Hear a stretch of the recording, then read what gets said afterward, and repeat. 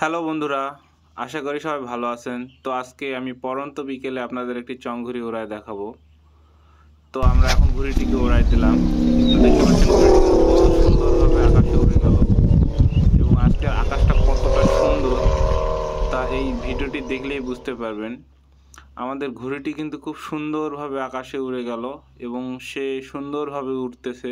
আজকের এই সুন্দর আকাশে ঘুড়িটিকেও কত সুন্দর দেখা যাচ্ছে। তো আপনাদের এলাকাতে এই ঘুড়িটিকে কি নামে ডাকা হয় আমাদেরকে একটু কমেন্ট করে জানিয়ে দিবেন। আর আমাদের চ্যানেল যদি আপনারা নতুন হয়ে থাকেন তাহলে অবশ্যই আমাদের চ্যানেলটিকে সাবস্ক্রাইব করে দিবেন। ঘুড়িটিকে আমরা আরেকবার উড়াই দিচ্ছি, দেখুন সে কত সুন্দরভাবে কিন্তু আবার উপরে উঠে গেল। আসলে চং ঘুড়ি ওড়ানোর মজা আলাদা, কারণ এই চং ঘুড়িতে কিন্তু বেত লাগানো থাকে। আর আপনারা শুরুতেই দেখতে পেলেন বেতের ডাক কতটা মধুর হয়।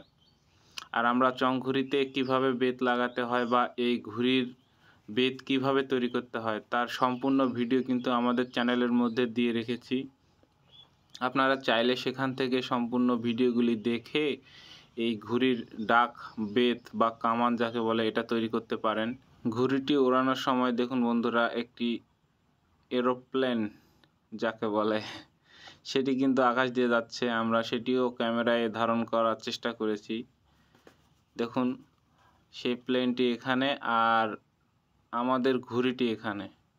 আসলে ঘুড়িটিতে আমরা এখনও পর্যাপ্ত সুতা ছাড়িনি। দেখতে পাচ্ছেন এখান থেকে আমরা নাটাই ধরে আসি সুতার এবং ঘুড়িটি আমাদের এখানে উঠতেছে। চং ঘুড়িতে শিং লাগানো থাকে জন্য এই ঘুড়িটিকে অনেক সুন্দর দেখা যায় এবং দূর থেকেও অনেক সুন্দর দেখা যায়। দেখতে পাচ্ছেন আমাদের ঘুড়িটিকে কিন্তু অনেক সুন্দর দেখা যাচ্ছে।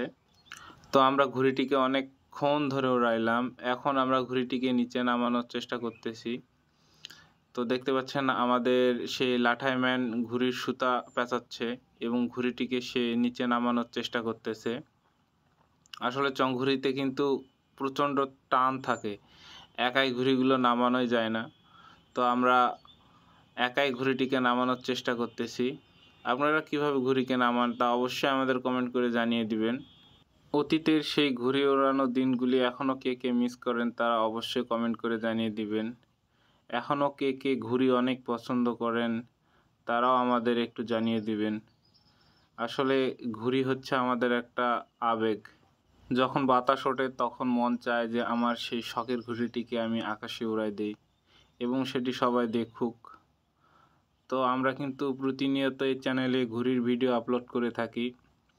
আপনারা যদি সেগুলো মিস করতে না চান তাহলে অবশ্যই আমাদের রেইনবো ন্যাচারাল বিডি ইউটিউব চ্যানেলটিকে সাবস্ক্রাইব করে দিবেন।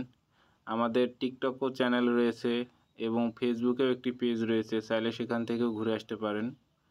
তো আমরা এভাবেও ঘুড়িটিকে নামাই।